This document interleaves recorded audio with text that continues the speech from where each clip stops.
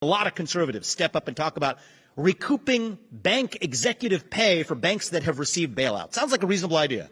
If you're a bank that's been bailed out by the taxpayers, that executive should not be getting their bonus or keep their executive pay. Fine.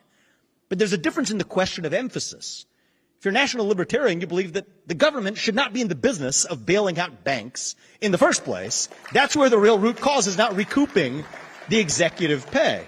And a strong national libertarian position would go even further, certainly my view, to dismantle the scope creep of the U.S. Federal Reserve itself by limiting its mandate to dollar stability, period, instead of trying to centrally manage inflation and unemployment as some sort of centralized god. It's like the equivalent of a drunken bar patron trying to throw darts, hitting two different targets at the same time with one dart badly missing on both. That's what our Federal Reserve has been doing, to the detriment of American workers, because they have viewed wage growth as a leading indicator of inflation, when in fact anybody who's ever been in the business world knows that wages are the last thing to go up in an economic cycle, which means they tighten monetary policy right into a downturn of the economic cycle, which gives us booms, busts, and then what do you know, bailouts in the end, and having a side debate about whether or not we should recoup bank payments, when in fact what we need to be doing is put the Federal Reserve in its place.